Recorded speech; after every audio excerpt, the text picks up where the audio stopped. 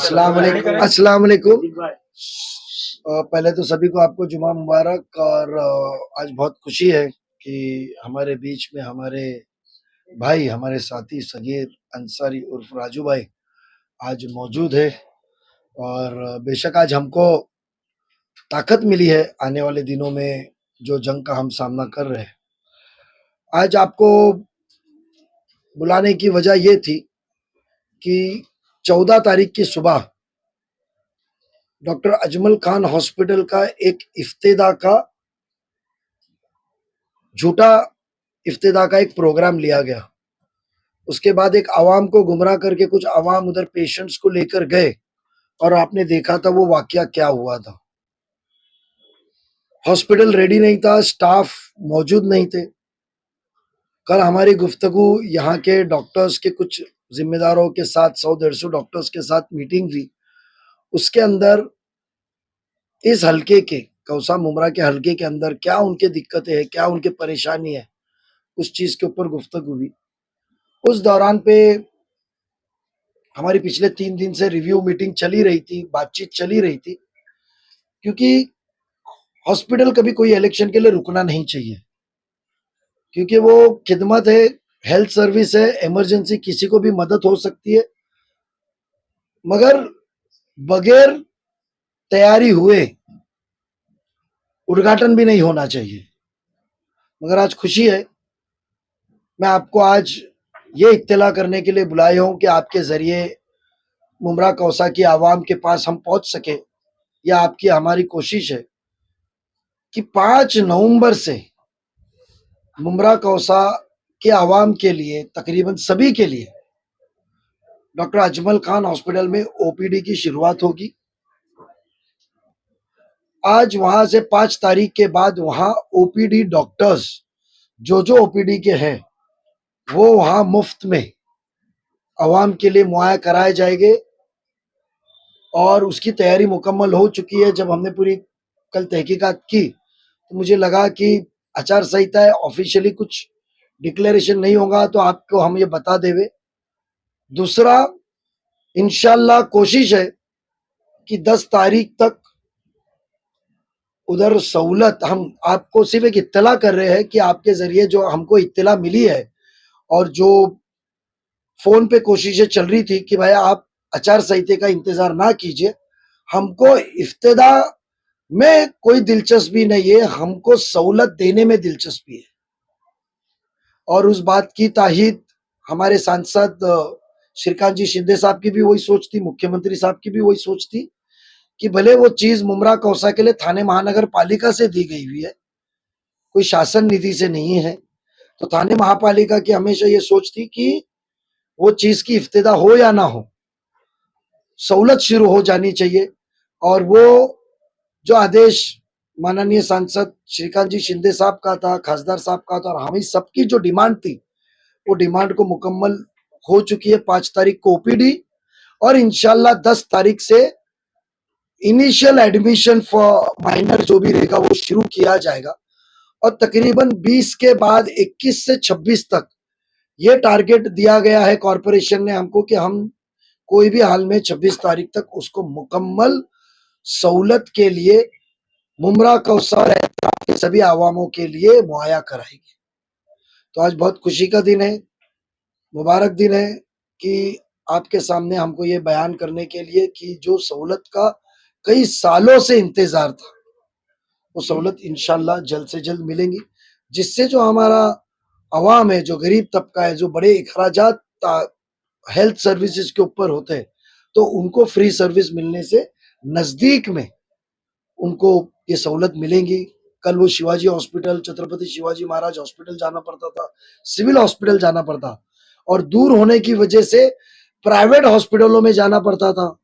और प्राइवेट हॉस्पिटलों में क्या हाल है आपको पता है। तो उसके लिए जो हमारी सोच के लिए हमने सब नगर सेवकों ने मिलके कई करोड़ों रुपए, 100 के ऊपर, 200 के ऊपर करोड़ रुपए हमने जो आवाम के लिए मुहैया कराया था सभागृह में बैठ के। तो आज खुशी है हम सभी नगर सेवक जो साबिक कॉर्पोरेटर्स को और आवाम को कहना है कि हॉस्पिटल जल्द से जल्द शुरू हो रहा है। 5 को ओबीडी, 10 के बाद उनको 10 तारीख के बाद उनका ये किया जाएगा एडमिशन का, और 26 तारीख तक हमने उनको टारगेट दिया कि 26 तक आप मुकम्मल कर दो, क्योंकि हमको ये एक मैसेज आवाम को देना है कि जहां आपको सहूलत देने का वक्त आएगा तो हम इफ्तिदा और मैं इसमें हूं, वो क्रेडिट लेने के लिए आपकी सहूलत रुकेंगी नहीं। एक बदलाव आपके हलके में आ रहा है, उसकी रुख बदल चुका है, हवा बदल चुकी है। इसका शुरुआत यहाँ से आपको हम साबित कर रहे हैं कि खिदमत के सियासती मुकाम से लेकर आपको खिदमत करने के लिए हम आपके बीच में आ रहे हैं कि अब इफ्तिदा बोर्ड पे नाम के लिए काम की रुकावट नहीं होगी, और अधूरे काम के अंदर बोर्ड लगा के इफ्तिदा करके क्रेडिट लेने का भी काम नहीं होगा। यह हमको आपको बताना है। नजीब सर, 3 दिन पहले जब अवार्ड जी उस हॉस्पिटल में वीडियोस वायरल हो रहे हैं, जब महिलाओं ने उनसे शिकायत की हॉस्पिटल को लेकर, उन्होंने कहा अगर 4 दिन के अंदर हॉस्पिटल चालू नहीं हुआ तो चौथे दिन आकर मैं इस हॉस्पिटल का दरवाजा तोड़ दूंगा। मैं आपको बता दूं, वो 3 दिन पुरानी बात नहीं है, 8 दिन पुरानी बात है। वो जो वाकया पेशेंट का हुआ था, उसके बाद रात में वो गए थे जब बोर्ड क्लोज लगा हुआ था, रात को 1 बजे गए थे, वही बात हुई थी। क्योंकि देखो ऐसा है कि वो भी एक आमदार है, उनको भी खबर लगती है कि रिव्यू क्या हो रहा है, कौन कोशिश कर रहा है। तो जब वो हॉस्पिटल 4 दिन बाद इफ्तिदा होने वाला था, तो आपने 14 तारीख को रिबन काट के आवाम को गुमराह क्यों किया? जब वो शुरुआत ही नहीं हुआ था, स्टाफ आए नहीं थे, उसकी निजामत सेटअप नहीं हुई थी। कभी कभी हमारे भी काम थे, हमने 50 करोड़ का जो नया 40 करोड़ का निधि लाया, 5 करोड़ अल्पसंख्यक का लाया, तो वो निधि का हम इफ्तिदा नहीं कर पाए, उसका टेंडर नोटिस निकाल के टेंडर की वर्क ऑर्डर नहीं कर पाए।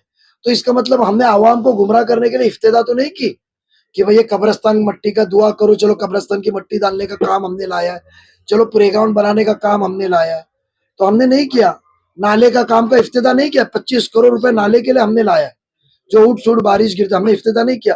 तो उन्होंने क्यों किया? जब ये तो कबूल करते ना आमदार साहब कि 14 तारीख को जब इफ्तिदा किया हॉस्पिटल मुकम्मल नहीं था, इसीलिए उन्होंने वक्त दिया। अवार्ड साहब ने वक्त, आमदार साहब ने वक्त कब दिया? 4 दिन का जब उन्होंने वक्त मुहैया कराया, ये तो साबित होता है कि 14 को रेडी नहीं था। तो मेरा सवाल उनसे कि इफ्तिदा क्यों किया? क्यों आपको क्रेडिट की घाई है? हमको तो काम की घाई है। यानी वो हर कामों का श्रेय खुद लेते हैं, ऐसा कहना आपका? बेशक, वहां जो हर पैसा आया है उसकी प्रशासकीय, एडमिनिस्ट्रेटिव और फाइनेंशियल अप्रूवल, जिसको कहा जाता है प्रशासकीय व वित्तीय मान्यता, ये तो सभागृह ने दी थी। तो सभागृह का हिस्सा वो यहाँ नहीं थे उस वक्त, तो वो क्रेडिट तो कॉर्पोरेशन तय करने वाली थी कब इफ्तिदा होगी, क्या होगी। उसमें आमदार का रोल नहीं रहता है। सभागृह के मैनुअल के हिसाब से इफ्तिदा में वहां के स्थानिक आमदार, स्थानिक खासदार, जितने महापालिका के वो हद के अंदर लिमिट्स में जितने एमएलसीज है, MP, member of parliament, Rajya Sabha है, उनका नाम लिखा जाता है। बट उसको कौन करेगा? वो प्रशासकीय बात के अंदर जब रहा तो वो आयुक्त तय करता है इसकी इफ्तिदा कब होगी। आयुक्त साहब को पता था कि भाई यह काम मुकम्मल नहीं हुआ है, कुछ दिन मुझे लगने वाले, काम डिले हो गया है रिक्रूटमेंट और बाकी के कुछ मशीनरीज और परमिशंस के लिए, तो उन्होंने इफ्तिदा नहीं की। तो इनका श्रेय लेने की चीज है। और जितने लोग वहां थे, ना वो वहां के हल्के के कॉर्पोरेटर थे, ना कभी वो हॉस्पिटल में आए, उनको आज सवाल करे कि भाई ये क्या सिस्टम में दिया गया है, आप बताइए, चलते चलते सवाल करे, ये वीडियो वायरल होने के पहले, तो वो जवाब दे पाएंगे कि पूछ लो आप। भाई कल आपने फॉर्म भरा है, लेकिन इतना छुप छुपाते हुए फॉर्म मैंने फॉर्म नहीं भरा, मैं फॉर्म 28 तारीख को भरूंगा। इतना याद रखिए, हर उम्मीदवार 4 से 6 फॉर्म भरता है। कल मेरा ड्राफ्ट फॉर्म था, क्योंकि ये टाइम पे फॉर्म नया आया है, इसके अंदर रूल्स और स्पेसिफिकेशन बहुत है। हम कारोबारी लोग हैं, टक्के वाले लोग नहीं है। तो कारोबारी लोगों के बिजनेसेस बहुत होते हैं, और मैं कॉलेज टाइम से बिजनेसमैन हूं। मेरा पैन कार्ड 95 का है। तो बिजनेसमैन होते हैं, कारोबारी लोग होते हैं, तो पता चल जाता है। क्योंकि जिसको शिकस्त की नहीं जाती वो गलत काम में, आपने क्रिकेट खेलते वक्त देते हो ना, बॉलर बॉल डालने के स्टाइल करता है, पीछे से विकेट निकालता है, उसको भी आउट कहा जाता है। तो खबरदारी के लिए हमने कल फॉर्म भरा है। जो आवाज साहब गुमराह कर रहे हैं, मुझे बताइए, एक रात पहले तो मेरा उनका सवाल है कि आपने कहा था कि इलेक्शन तो छोड़, रिजल्ट के बाद में भी मैं वो शख्स का नाम नहीं लूंगा। मेरे ख्याल से कभी भी कहा जाता है उनका रात का जुमला और सुबह के जुमले में बहुत फर्क होता है। रात में उन्होंने बयान किया कि मैं उनका नाम नहीं लूंगा, तो दूसरे दिन सुबह उन्होंने क्यों चिल्ला चिल्ला के सबको कहा कि नजीब ने फॉर्म भरा? उसकी वजह यह है कि वो आवाम को गुमराह करना चाहते थे। उनके फॉर्म भरने के लिए जो भिवंडी थाना से जो बसेस भर के आई थी, उनको डर था कि मैं गुम हाँ नासिक टू हाँ, तो उनको पता चलेगा, दुबई से भी आई थी, उनको पता चलेगा, उनको गुमराह करना था, क्योंकि उनको डर है, उनको डर है कि मेरे से ज्यादा तादाद अवाम नजीब की मोहब्बत में, बदलाव की मोहब्बत में ताकत देने के लिए, और जो काम नहीं किए झूठ के खिलाफ सच का लिए अवाम मेरे से ज्यादा तादाद में उतरी, इसके लिए गुमराह करने का स्टाइल है। आपने तो 4 बार कहा है ना मैं नजीब का नाम नहीं लूंगा, तो क्यों कहा ना? किसी ने पूछा नहीं था? नजीब ने फॉर्म भरा, नजीब ने फॉर्म भरा, तो मैंने डमी फॉर्म भरा। उसके ऊपर मेरे को करेक्शंस का लेटर भी निकला, मेरे को करेक्शंस का लेटर भी उन्होंने दिया कि ये खामी है, ये खामी है, क्योंकि नए रूल के हिसाब से मुझे वो ट्रायल लेना था कि भाई क्या सिस्टम है। तो मेरे पास में 4 दिन रहते करेक्शन करने के लिए।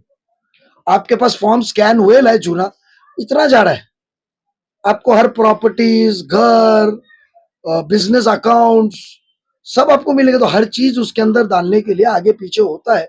करेक्शंस का लेटर भी निकला, तो इसके लिए मैंने फॉर्म डाला था कि भाई मैं एक बार फॉर्म सबमिट करूं, और सबमिट करके मुझे पता चले, तो जो मेरा मेन फॉर्म है वो मैं 28 तारीख को भरूंगा। नजीब भाई, हॉस्पिटल का मुद्दा आपने बोला कि हॉस्पिटल का श्रेय जिसको लेना है, पर कहीं ना कहीं आपको नहीं लगता कि थाने महानगर पालिका भी इसमें गलती है, क्योंकि वो इतना डिले करवा रहे हैं इस हॉस्पिटल को शुरू करने में? बात तो सुनिए ना, थाने महानगर पालिका की जो रुकावट का स्पीड ब्रेकर है ना, मुमरा कौसा के डेवलपमेंट का, वो इंशाल्लाह आवाम 20 तारीख को हटा देंगी, 20 नवंबर को एक बार हटा देंगी, फिर देखना आप कैसी स्पीड में चलेंगे, क्योंकि हमको काम में मतलब है, उद्घाटन में नहीं। नजीब, आपने अस्पताल के मुद्दे पर पत्रकार परिषद का विषय शुरू किया, तो आपने जो कार्यकाल जो कहा है कि मतलब 26 तारीख से, तो क्या ये महानगर पालिका आयुक्त ने या किसी ने आपको लिखित रूप में दिया है कि ओपीडी कब से स्टार्ट होगा, फंक्शन पूरा अस्पताल देखो कब से ऐसा है कि आचार संहिता के अंदर मुझे कॉर्पोरेशन तो दे नहीं सकता है, मगर एक होता है कि जो काम करने वाला बंदा होता है ना, वो आचार संहिता के बगैर भी संपर्क करता है, और आचार संहिता में यही कहीं लिखा नहीं है कि तुम प्रशासन से बात नहीं कर सकते। तो डे टू डे हमारा कांटेक्ट प्रशासन से चल रहा था। रिव्यू, जो मैंने वर्ड यूज किया उसको उर्दू में माफी चाहता हूं मैं, रिव्यू मीटिंग, हम रिव्यू बातचीत चल रही थी, क्या आया, क्या स्टेज पे आया।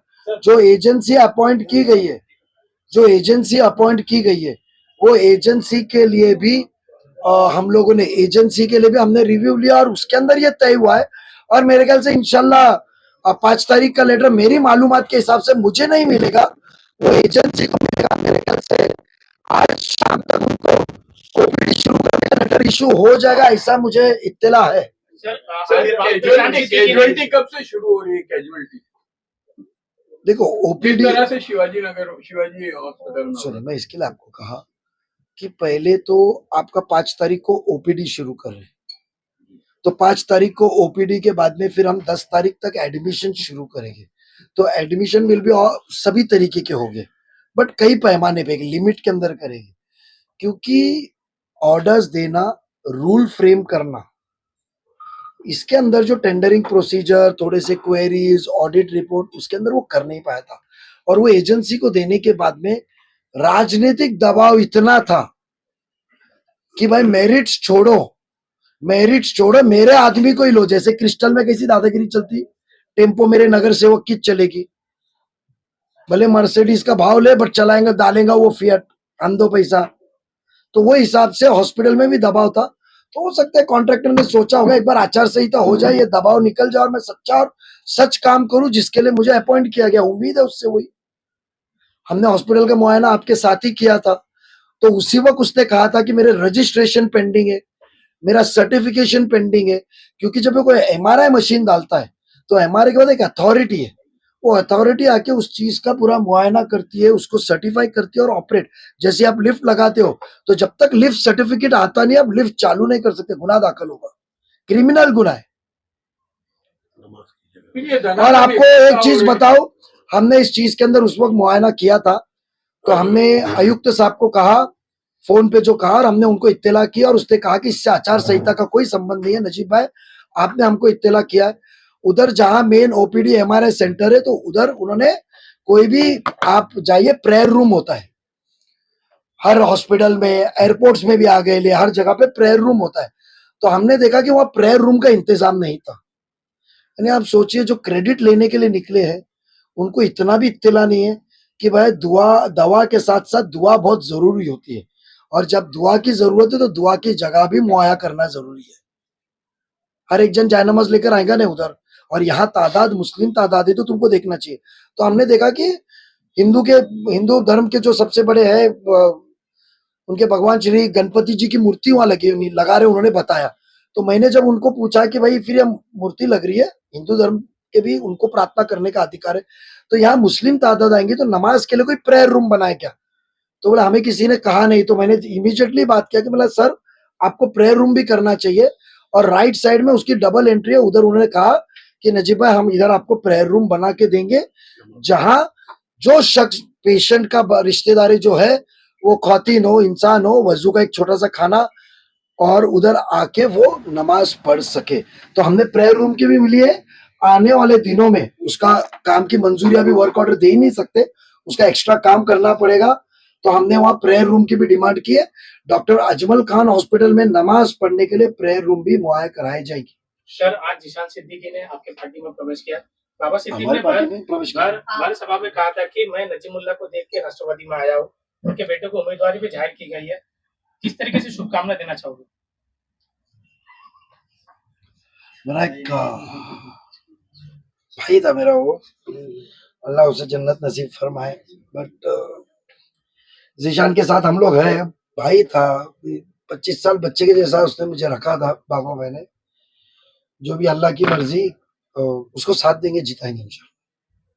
नजीब आपने कहा कि खिदमत खल शुरुआती के आपके जुमले से खिदमत खल, तो खिदमत खल करने के लिए आपको इतनी देर लगी, इतने साल मुमरा का विकास हो रहा, यहाँ फुटपाथ नहीं है, ट्रैफिक सिग्नल नहीं है, और बहुत सारी ऐसी चीजें जिनको आपने भी पिछले कई दिनों से आप बोले जा रहे हो।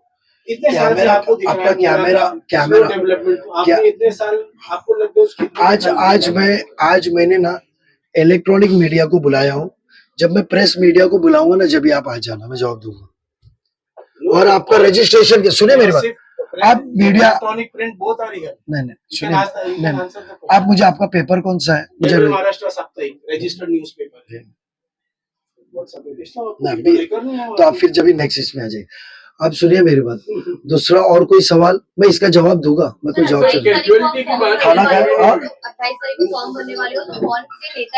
28 तारीख को हमारी कोशिश थी कि माननीय नेता हमारे अजीत दादा पवार साहब आए, बट उन्होंने मुझे कहा था कि 29 तारीख को कर, और 29 आखिरी दिन हो जाता है, और हो सकता है कुछ भी हादसा करते हुए ये फॉर्म न जाए, तो उसके लिए हमने रिस्क न लेते हुए 28 तारीख रखी थी। तो सुनील जी तटकरे साहब आएंगे, कुछ विधायकों ने कहा है कि हम आते हैं, और खासदार यहाँ के जो सांसद है हमारे खासदार साहब है श्रीकांत जी शिंदे साहब आएंगे, और दिगर सब पार्टी के लोग इधर आएंगे। और खुशी की बात है कि अल्लाह ताला ने ऐसे असबाब फरमा रहे हैं कि मुझे कलवा से भी ऐसे ऐसे सोसाइटीज के चेयरमैन है कि नजीब आपकी हिम्मत अफजाई के लिए हम वो गर्दी में शरीक होंगे इंशाल्लाह। मंडे के दिन देखते, बट मैं ये वादा करता हूँ, ना राबोड़ी से बस भर के आएगी, ना कल्याण से बस भर के आएंगी। बस रहेगी, गाड़ी रहेगी तो सिर्फ कलवा मुमरा की आवाम की रहेगी, शील से भी नहीं लाएंगे हम।